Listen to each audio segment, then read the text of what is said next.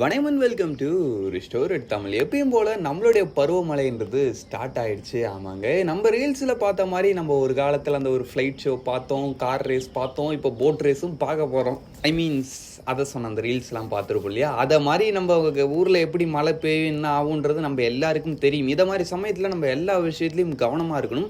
At the same டைமில் நம்மளுடைய day to day கம்பெனியினுடைய நம்மளுடைய பைக்ஸையும் கொஞ்சம் கவனமாக பார்த்துக்கணும். ஆமாங்க, அதனால் இன்றைக்கி நம்ம இந்த வீடியோவில் இந்த மழை காலகட்டத்தில் நம்மளுடைய டூ வீலர்ஸை எப்படி மெயின்டைன் பண்ணுறதுன்ற மாதிரி ஒரு வீடியோ பார்க்க போகிறோம். அதுலேயும் பார்ட்டாக பார்க்க போகிறோம். ஃபஸ்ட்டு விஷயம், நம்ம இந்த மழை டைமில் நம்மளுடைய வெஹிக்கிளை எப்படி சேஃபாக எதை மாதிரி நிறுத்துறது, அதை எந்த மாதிரி நம்ம வாட்டர்லேருந்து பாதுகாக்கிறதுன்ற ஒரு பார்ட்டு. அதுக்கு அடுத்த விஷயம், மழை டைமில் நம்ம வெஹிக்கிளை எப்படி ஓட்டுறது, அது ஒரு பார்ட்டு. தேர்ட் பார்ட் வந்து, சப்போஸ் உங்கள் வெஹிக்கிள் ஏதாவது ஃபால்ட் ஆகி வண்டி ஸ்டார்ட் ஆகாமல் போனாலோ இந்த ஏதாவது இஷ்யூ வந்தாலும் அதை எப்படி நம்ம ரெக்டிஃபை பண்ணி அதுக்கான ப்ரொசீஜர்ஸில் நம்ம பண்ணுறதுன்ற மாதிரி ஒரு 3 பார்ட்டாக இந்த வீடியோவை நம்ம பார்ப்போம். சரி, ஓகே. வீடியோக்குள்ள ஒவ்வொரு முன்னாடி சின்ன தெரிஞ்சுக்கல சப்ஸ்கிரைப் பண்ண ஒரு செகண்ட்ஸ் பண்ணி தட்டி விட்டிங்கன்னா இந்த மாதிரி சூப்பர் ஃபுட்டின் ஆட்டோமொபைல் கண்டென்ட்ஸ் உங்களுக்கு தேடி வந்துக்கிட்டே இருக்கும்.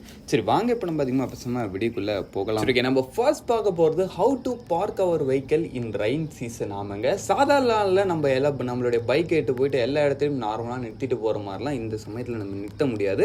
இந்த மாதிரி மழை டைமில் நம்ம நிறுத்தும் போது கவனிக்க வேண்டிய முக்கியமான விஷயங்கள் என்னென்னு பார்த்தோன்னா, ஃபர்ஸ்ட் விஷயம், உங்களுடைய வெஹிக்கிளை வந்து ஒரு மரத்துக்கு கீழெல்லாம் நிறுத்தவே கூடாது. அவங்க பொதுவாகவே மழை சமயத்தில் சப்போஸ் காற்று வேகமாக அடிக்கும், மழை ஹெவியாலாம் பெய்யும்போது நிச்சயமாகவே அந்த மரம் உடஞ்சி கீழே விழுறதுக்கான வாய்ப்பு இருக்குது. அது மாதிரி கீழே விழுதுன்றப்ப அந்த இடத்துல உங்கள் பைக் இருந்தால் நிச்சயமாக உங்களுடைய பைக்குக்கு ஒரு சிவியர் டேமேஜ்ன்றது ஏற்படும்.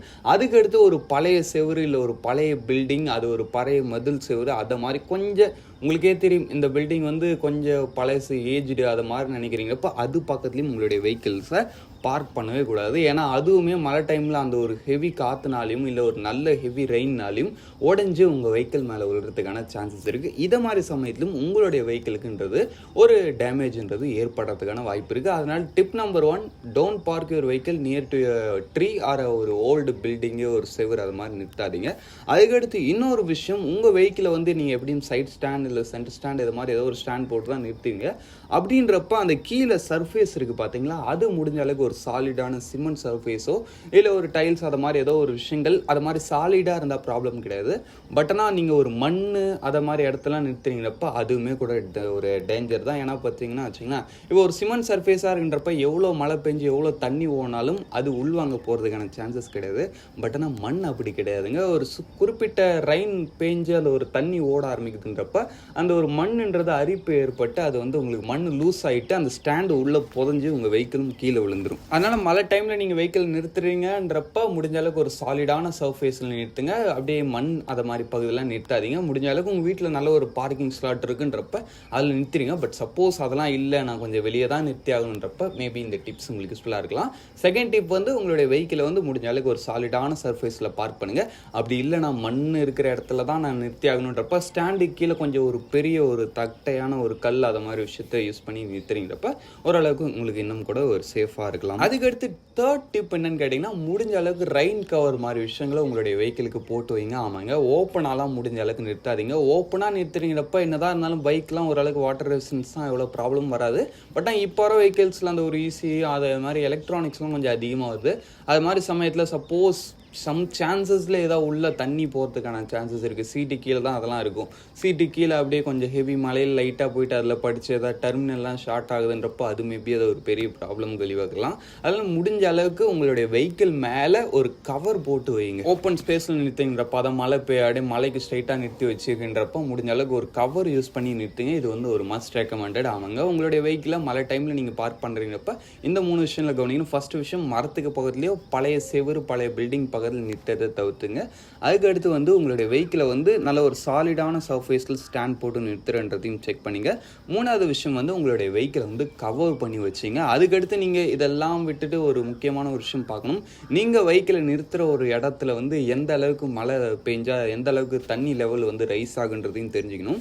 ஒரு குறிப்பிட்ட லெவல் வரைக்கும் தான் தண்ணி வருன்றப்ப பிரச்சனை கிடையாது, வெஹிக்கிள் அங்கேயே நிற்கலாம். பட் உங்களுடைய இடுப்பளவுக்கு உங்களுடைய முட்டிக்கு மேலெலாம் தண்ணி வருதுன்றப்ப அந்த இடத்துல உங்களுடைய வெஹிக்கிளை பார்க் பண்ணாமல் இருக்கிறது ரொம்பவே ஒரு நல்ல விஷயமா இருக்கும். ஆனால் நிச்சயமாக நீங்கள் வெஹிக்கிள் நிறுத்துகிற அந்த ஏரியாவோட தண்ணி லெவல் எப்படி வருஷம் வருஷம் இந்த லெவல் வருன்ற மாதிரி அந்த லோக்கல் பீப்புள்ஸ்க்கே தெரியும், உங்களுக்கே தெரியும் அந்த இடத்துல நீங்கள் ரெகுலராக இருக்கிறீங்க, இந்த இடத்துல வந்து இதுக்கு மேலே தண்ணி வராது, தண்ணிலாம் இந்த இடத்துல அந்த அளவுக்குலாம் வராதுன்றப்ப நீங்கள் பயப்பட தேவையில்ல, வெஹிக்கிள் நிறுத்தலாம். பட் தண்ணி ஒரு லெவலுக்கு மேலே அதிகமாக வருதுன்றப்ப அந்த இடத்துல நீங்கள் வெஹிக்கிளை பார்க் பண்ணுறதுன்றதை அவாய்ட் பண்ணிக்கணும். அதனால் வெஹிக்கிளோடைய பார்க்கிங் பொறுத்தளவுக்கு இந்த விஷயங்களை நீங்கள் கவனிச்சிக்கணும். ஃபஸ்ட்டு விஷயம், அந்த மரத்துக்கீழையும் பழைய பில்டிங்ஸ்கீழையும் பக்கத்துலேயும் நிறுத்தக்கூடாது, அது ஒரு விஷயம். அதுக்கடுத்து வந்து நீங்கள் உங்களுடைய வெஹிக்கிளோடைய அந்த ஒரு ஸ்டாண்டு அது மாதிரி விஷயத்த வந்து நீங்கள் நல்ல ஒரு சாலிடான சர்ஃபேஸில் போட்டு நிறுத்துறீங்கன்றதை கன்ஃபார்ம் பண்ணிக்கணும்.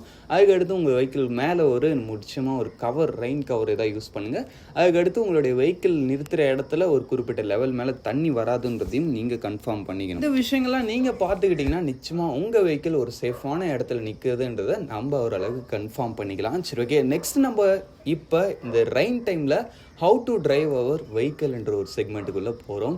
ஆமாங்க, மழை நேரத்தில் நம்ம வெஹிக்கிள் ஓட்டும் போது என்னென்ன விஷயங்கள் கவனிக்குன்றதை பார்ப்போம். ஃபஸ்ட்டு விஷயம், முடிஞ்ச அளவுக்கு நம்ம எப்பயும் சொல்கிறது ஹெல்மெட் போடுங்க. ஆமாங்க, ஹெல்மெட் போடுறதுன்றது மற்ற சீசன்ஸில் விட இந்த சீசனில் ரொம்ப ஒரு யூஸ்ஃபுல்லான ஒரு விஷயமா இருக்கும். அது என்னென்னு பார்த்தோன்னா, டைரெக்டாக வந்து நம்ம அந்த ஒரு ரெயின்ன்றது நம்மளுடைய கண்ணில் போட்டு டிஸ்டர்ப் பண்ணாமல் இருக்கும். ஏன்னா வைசர்ஸ் இருக்கும், அது மூலம் நம்ம க்ளோஸ் பண்ணிக்கலாம்.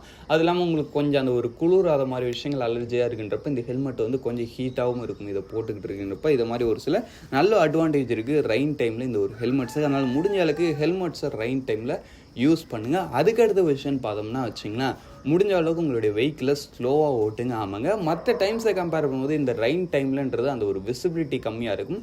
இது மாதிரி சமயத்தில் நீங்கள் ஸ்பீடாக ஓட்டுறீங்கப்போ திடீர்னு ரோட்டில் ஏதாவது ஒரு அப்டக்கிள் வருது, இல்லை ஒரு பிளாட் ஹோல் வருதுன்றப்ப அந்த இடத்துல உங்களால் மேனேஜ் பண்ணுறது ரொம்ப கஷ்டமாக இருக்கும். இல்லை முடிஞ்ச அளவுக்கு ஸ்லோவாக ஓட்டுறீங்கப்போ உங்களுக்கு எந்த வித ப்ராப்ளம்ஸும் வராது. அதுக்கடுத்து இன்னொரு விஷயம் என்னென்னு பார்த்தீங்கன்னா, உங்களுக்கு தெரியாத ஏதோ ஒரு புது ரோடு போகிறீங்க, அந்த இடத்துல வந்து அந்த ரோடை பற்றி எனக்கு நான் இது வரைக்கும் அந்த ரோட்டில் போனதில்லைன்றப்ப அது மாதிரி ரோட்டில் வந்து ஒரு சில இடத்துல வந்து தண்ணி தேங்கி நிற்கும். அந்த தண்ணி ஒருவேளை ஆழம் கம்மியாக இருக்குமோன்ற மாதிரிலாம் நீங்கள் டப்புன்னெலாம் வண்டி விட்டுறக்கூடாது. அதை மாதிரி ஒரு புது ரோட்டுக்கு போகிறீங்கிறப்போ முடிஞ்ச அளவுக்கு உங்களுடைய வெஹிக்கிள்ஸ் வந்து அது மாதிரி தண்ணி தேங்கி நிற்கிற இடத்துலையோ சின்ன சின்ன பிளாட் ஹோல்ஸ்லையோ வெஹிக்கிளை போயிட்டு ஸ்பீடாக விடுறதுக்கோ நார்மலாக போய் விடுறதுக்கான சான்சஸை குறைச்சிங்க. ஏன்னா அது வந்து நீங்கள் புது ரோடு, நீங்கள் ஆல்ரெடி போய் பழக்கப்பட்ட ரோடாக இருந்தால் தெரியும் அது வந்து எந்த அளவுக்கு டெப்த் இருக்கும், அது கம்மியாக தான் இருக்கும், அதனால் நம்ம போகலான்ற மாதிரி. சப்போஸ் அது டெப்த் அதிகமாக கூட இருக்கலாம், இல்லை அது வேறு ஏதாவது ஒரு ஹோலாக கூட இருக்கலாம். அது தெரியாமல் நீங்கள் ஸ்பீடாக போயிட்டு விட்டு ஏதோ அசம்பாவிதம் நடக்கிறதுக்கான சான்சஸ் இருக்குது. அதனால் முடிஞ்ச அளவுக்கு புது ரோட்டில் போகிறீங்கிறப்ப அதை மாதிரி தண்ணி எங்கேயா தேங்கி நின்றுச்சுன்னா அதில் வண்டிகளை விடாதீங்க. அது இல்லாமல் நீங்கள் இப்போ உங்களுக்கு தெரிஞ்ச ரோட்லேயே போகிறீங்க, அந்த இடத்துல வந்து ஒரு குறிப்பிட்ட அமௌண்ட் ஆஃப் தண்ணி தேங்கி நிற்கிது, நீங்கள் உங்களுடைய வெஹிக்கிளை நல்லா ஸ்பீடாக போயிட்டுருங்க. அப்படியே போயிட்டு அந்த தண்ணி ஒரு குறிப்பிட்ட லெவல் தான் இருக்குன்னு உங்களுக்கு தெரிஞ்சு அப்படியே அதில் விட்டு அந்த தண்ணியை கிழிச்சிட்டு அப்படியே ஒரு ஹீரோ மாதிரி போகணுன்னு நினச்சிட்டு நீங்கள் போவீங்க. பட் நான் அந்த இடத்துல ஒரு ப்ராப்ளம்னு கேட்டிங்கன்னா வச்சிங்களேன், பொதுவாகவே நம்மளுக்கு ரெயின் டைமில் வந்து உங்களுடைய அந்த ஒரு டயர் அண்ட் ரோட் கிரிப்புன்றது கொஞ்சம் கம்மியாக தான் இருக்கும். அதை மாதிரி சமயத்தில் நீங்கள் ஸ்பீடாக போயிட்டு அந்த ஒரு குறிப்பிட்ட லெவல் தண்ணி இருக்கிற இதுக்குள்ளே நீங்கள் விடுறீங்கிறப்போ உங்களுடைய வெஹிக்கிளோட அந்த ஒரு ஸ்டெபிலிட்டின்றது லாஸ் ஆகும். இந்த விஷயம் வந்து 2 வீலர்ஸுக்கு இல்லை 4 வீலர்ஸுக்கே நடக்கும். 4 வீலர்லேயே நீங்கள் ஒரு நல்ல ஸ்பீடில் போயிட்டு தண்ணி ஒரு ஹைவேஸ்லேயே ஒரு சில இடத்துல தண்ணி தேங்கி நிற்கும். அது மாதிரி ரோட்டில் வருகிறப்போ உங்களுடைய வெஹிக்கிளோடைய கண்ட்ரோல்ன்றது லூஸ் ஆகி நிறைய இடத்துல போய் விழுறதான் பார்த்துருப்போம். அதே மாதிரி 2 வீலர்ஸ்லையும் உங்களுக்கு நடக்கிறதுக்கான சான்சஸ் இருக்குது. நீங்கள் ஸ்பீடாக போயிட்டு தண்ணி தேங்கி அதை மாதிரி ரோட்டில் அப்படியே நிற்கிற இடத்துல நீங்கள் விடுறீங்கப்பா. அதனால் முடிஞ்ச அளவுக்கு அதை மாதிரி ஸ்டண்ட்டு வேலைகள்லாம் கம்மி பண்ணிங்க. சேஃபாக ஓட்டணும்னா கொஞ்சம் ஸ்லோவாக தான் போய் ஆகணும். அதனால் முடிஞ்ச அளவுக்கு வெஹிக்கிளை ஸ்லோவாக ஓட்டுங்க, தண்ணியில் இறக்காதீங்க, ஹெல்மெட்ஸ் போட்டுங்க. சரி, ஓகே. ஒரு சில இடத்துல வந்து நம்ம கொஞ்சம் அதிகமான தண்ணி லெவல் இருக்கிற இடத்துலாம் ஒரு சில இடத்துல நம்ம போக வேண்டிய சுச்சுவேஷன்ஸ் வந்துடும். இந்த பாலத்தை தாண்டாதான், இந்த ரோட்டை தாண்டாதான் நம்ம டெஸ்டினேஷன் போக முடியும், அந்த ரோட்டில் தண்ணி ஹெவியாக இருக்குன்றப்ப அது மாதிரி இடத்துல எப்படி உங்களுடைய வெஹிக்கிளை சேஃபாக ரன் பண்ணுறதுன்னு பார்ப்போம். தண்ணி வந்து உங்களுடைய டயர்ஸை தாண்டி அந்த ஒரு இன்ஜின் கிட்ட, அந்த ஒரு இன்ஜின் கீழே அந்த ட்ரெயின் போர்ட் வரைக்கும் டச் ஆகுது, அது மாதிரி லெவலில் இருக்குன்றப்ப நோ ப்ராப்ளம், நீங்கள் மட்டும் நார்மலாக போயிடலாம், எந்த வித இஷ்யூவும் வராது. முடிஞ்ச அளவுக்கு அப்படியே ஸ்லோவாக எந்த வித பள்ளமும் இல்லைன்றதை நீங்கள் கன்ஃபார்ம் பண்ணிக்கிட்டு அப்படியே ஸ்மூத்தாக போயிட்டே இருக்க வேண்டியதான். பட் ஆனால் அதை விட இன்னும் கொஞ்சம் ஒரு லெவல் மேலே வருதுன்னு வச்சுப்போம், உங்களுடைய இன்ஜின் வரைக்கும் வருது தண்ணி, சைலன்சரே முழுகுதுன்றப்ப அப்போ கூட உங்களுக்கு அந்த அளவுக்கு ஒரு ப்ராப்ளம் கிடையாது. ஏன்னா வச்சிங்கன்னா இப்போ வர பொதுவாகவே எல்லா பைக்ஸோட இன்ஜினுமே ஒரு க்ளோஸ்டு காம்பனன்ட்ஸ் தான். அதுக்குள்ளே உங்களுக்கு அவ்வளோ சீக்கிரம் தண்ணி போகிறதுக்கான சான்சஸ்லாம் கிடையாது. ஏன்னா உங்களுக்கு சீலிங்லாம் ஓரளவுக்கு ப்ராப்பராக இருக்கும், இல்லை உள்ளே தண்ணி போகிறதுக்கான சான்சஸ்லாம் கிடையாது. பட் ஒரு சில அந்த ஒரு பழைய மாடல் பைக்ஸ்லாம் அந்த ஒரு கிராங்க் வென்டிலேஷன் அது மாதிரி ஒரு சில விஷயங்கள் இருக்கும். அதில் மேபி நீங்கள் அந்த ஒரு சின்ன லெவல் தண்ணியில் இருக்குனாலே தண்ணி கிராங்க் டேங்க்குள்ளே போகிறதுக்கான சான்சஸ் இருக்குது. அந்த ஒரு விஷயத்தை கவனிச்சிங்க. பட் ஆனால் இப்போ வர மோஸ்ட் ஆஃப் தி பைக்ஸில் அந்த ஒரு இன்ஜின் வரைக்கும் தண்ணி வந்தாலும் ப்ராப்ளம் கிடையாது. அவ்வளோ சீக்கிரம் உங்களுக்கு வெஹிக்கிளுக்கு அந்த ஒரு தண்ணிலாம் போகாது. அது இல்லாமல் உங்களுக்கு இந்த சைலன்சர் முழுகுது, அதனால் அதுக்குள்ளே தண்ணி போயிட்டு ஏதாவது ப்ராப்ளம் ஆகிடலாம் நீங்கள் கவலைப்பட தேவையில்ல. ஒரு குறிப்பிட்ட லெவல் வரைக்கும் சைலன்சர் முழுகினாலும் நீங்கள் அந்த வெஹிக்கிளை ஆனில் வச்சு ட்ரேஸ் பண்ணிக்கிட்டே இருக்கீங்கிறப்ப அது வந்து காற்றை வெளியே தள்ளுற ஃபோர்ஸில் அந்த தண்ணியும் ஆட்டோமேட்டிக்காக உங்களுக்கு உள்ளே போகாமல் பார்த்துக்கும். ஆஃப் பண்ணாலும் நீங்கள் ஆன் பண்ணுறப்ப திரும்பி ஆட்டோமேட்டிக்காக வெளியே தள்ளிடும். பட் ஆனால் அதையும் தாண்டி அந்த ஒரு ஏர் ஃபில்டர் ரீஜன் கிட்ட வரைக்கும் வருதுன்றப்ப அங்கே வந்து ஸ்லைட்லி ஏதாவது ஒரு சில ப்ராப்ளம்ஸ் வரலாம். ஏன்னா உங்களுக்கு வந்து தண்ணி வந்து நல்லா உள்ளே போயிட்டு சைலன்ஸில் கிட்ட அந்த ஒரு இன்லெட் வால்வ் கிட்ட போயிடும். அப்படின்றப்போ உங்களுக்கு வெஹிக்கிள் அந்த ஒரு காற்றை வெளியே புஷ் பண்ணுறதுக்கும் கஷ்டமாக இருக்கும். அட் த சேம் டைம் உங்களுக்கு அந்த ஒரு ஏர் ஃபில்டர் வந்து எந்த இடத்துல இருக்கும், ஒரு சில நிறைய வெஹிக்கிள்ஸில் வந்து நிறைய இடத்துல டிஃப்ரென்ஷியேட்டாக கொடுத்துருப்பாங்க. ஒரு சில வெஹிக்கிள்ஸில் வந்து அந்த சீட்டிக்கு மோஸ்ட்லி எல்லா வெஹிக்கிள்ஸும் என்ன கொடுப்பாங்க, அந்த சீட்டுக்கு கீழே தான் கொடுப்பாங்க.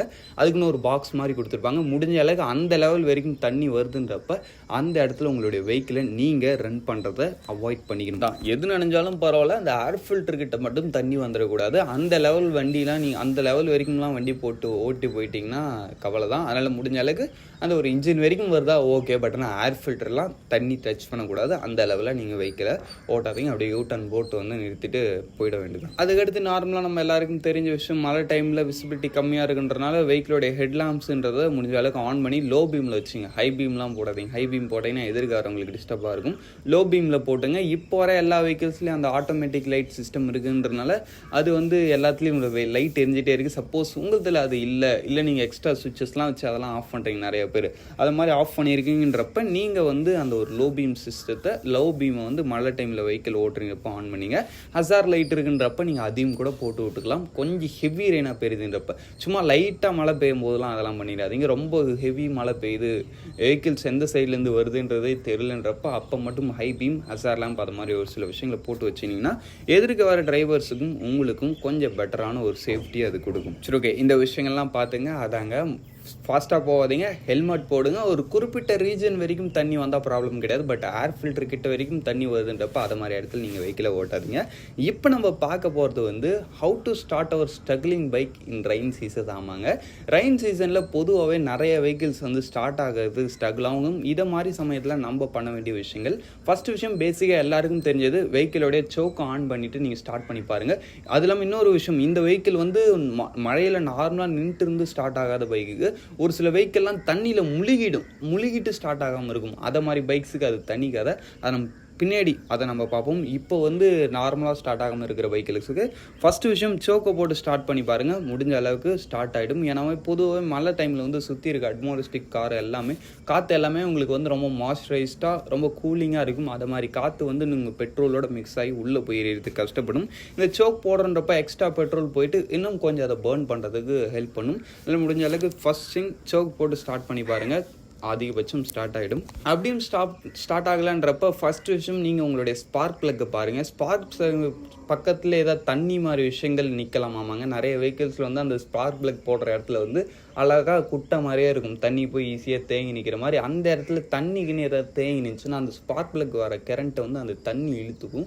அது மாதிரி சமயத்துலையும் உங்களுடைய வெஹிக்கிள் ஸ்டார்ட் ஆகாமல் இருக்கும். அதனால் ஸ்பார்க் ப்ளக் அந்த ரீஜனில் தண்ணி எதாவது இருந்துச்சுன்னா அழகாக தொடச்சி எடுத்துருங்க. அப்படின்னு ஸ்டார்ட் ஆகலாம், ஸ்பார்க் ப்ளக்கை கழட்டி க்ளீன் பண்ணி போட்டுருங்க. முடிஞ்ச அளவுக்கு இந்த விஷயங்களை நீங்கள் பண்ணாலே உங்களுடைய வெஹிக்கிள்ன்றது ஸ்டார்ட் ஆகிடும். அதுக்கடுத்து இப்படியும் ஸ்டார்ட் ஆகலன்றப்போ உங்களுடைய வெஹிக்கிளோடைய அந்த ஒரு எலக்ட்ரானிக்கல் காம்பவுண்ட்ஸ், பேட்டரி, அது மாதிரி விஷயங்கள் எல்லாம் கரெக்டாக இருக்குன்றதையும் செக் பண்ணி முடிஞ்ச அளவுக்கு இந்த விஷயங்கள் கரெக்டாக இருந்தாலே உங்கள் வெஹிக்கிள் ஈஸியாகவே ஸ்டார்ட் ஆகிடும். அதுக்கடுத்து இப்போ நம்ம பார்க்க போகிற விஷயம் வந்து, சப்போஸ் உங்களுடைய வெஹிக்கிள் வந்து தண்ணியில் டோட்டலாக முழுகிடுச்சுப்பான்ற மாதிரி பார்த்தீங்கன்னா, நீங்கள் ஃபஸ்ட்டு பண்ண வேண்டிய விஷயம், உங்களுடைய வெஹிக்கிளை நீங்கள் ஸ்டார்ட்டே பண்ணக்கூடாது. ஸ்ட்ரைட்டாக அந்த வெஹிக்கிளை கியரில் வச்சு கூட இடிக்காமல் அப்படியே எடுத்துகிட்டு போயிட்டு ஏதோ ஒரு மெக்கானிக் ஷெட்லையோ இல்லை சர்வீஸ் சென்டர்லையோ விட்டு தண்ணியில் முழுகிடுச்சுங்கிற மாதிரி இன்ஃபார்ம் பண்ணிட்டீங்கன்னா அதுக்கு அவங்க பண்ண வேண்டிய ப்ரொசீஜர்ஸை பண்ணுவாங்க. ஃபஸ்ட்டு விஷயம், சைலன்ஸில் கழட்டி அதில் ஏதோ தண்ணி இருந்தால் அதை எடுத்துருவாங்க.